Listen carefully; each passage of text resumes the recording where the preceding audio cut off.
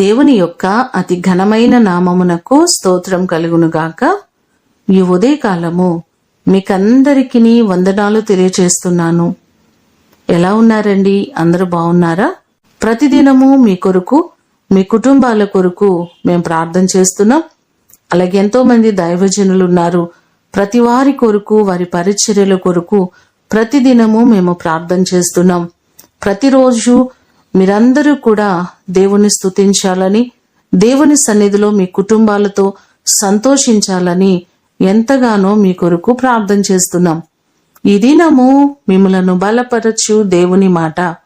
నా ప్రాణమా, యెహోవాను సనుతించుము, ఆయన చేసిన ఉపకారములలో దేనిని మరువకుము.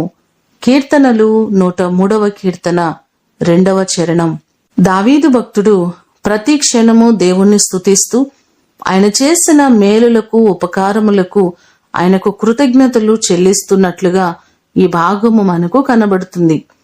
దావీదు జీవితంలో ప్రతి పరిస్థితులలో దేవుడు దావీదును విడిచిపెట్టక కాపాడిన సందర్భాలు బైబిల్లో పలు పర్యాయములు మనకు కనబడుతున్నాయి. మన జీవితాల్లో కూడా ఇక జరగవు అనుకుంటున్న ప్రతి పనిని దేవుడు జరిగేటట్లు చేశారు. గొప్ప కార్యాలు చేసి అద్భుతంగా మనలను ఇప్పటి వరకు నడిపించారు. ఆయన చేసిన ఉపకారములను ఎన్నడూ కూడా మనము మర్చిపోకూడదు. ఎన్నో కార్యాలు చేసిన దేవునికి మనము ఏమివ్వగలం?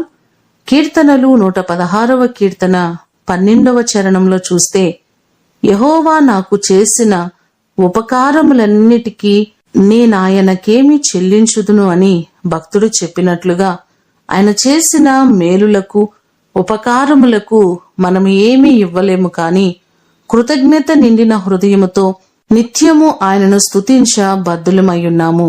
నిత్యము ప్రతి క్షణము ఆయనను స్తుతిద్దాం, ఆయన నామాన్ని ఘనపరుద్దాం. దావీదు వలె మనము కూడా ప్రతి పరిస్థితులలో ప్రభువును స్తుతించి ఆయన నామాన్ని ఘనపరచుదుముగాక. ప్రార్థన చేసుకుందాం. పరలోకమందున్న మా తండ్రి, మీ పాదములకు వందనాలు, స్తోత్రాలు. మా జీవితాలలో ఎన్నో మేలులు, ఉపకారములు ఇప్పటి వరకు మీరు చేశారు ప్రభువా. మీరు చేసిన మేలులకు ఏమిచ్చి మీ రుణాన్ని మేము తీర్చుకోలేము. నిజంగా మరణపాత్రులమైన మమ్ములను మరణములో నుంచి జీవములోనికి దాటించిన దేవుడవు. ఎన్నోసార్లు బలహీనులుగా ఉన్నప్పుడు బలపరిచిన దేవుడవు, స్వస్థపరిచిన దేవుడవు, సమస్యలలో నుండి విడిపించిన గొప్ప దేవుడవు ప్రభువా. నీ కృప చొప్పున నువ్వు చేసిన మేలులన్నిటికీ కృతజ్ఞతలు తెలియచేస్తున్నాం. మా ప్రియులెల్లరినీ జ్ఞాపకం చేసుకోండి.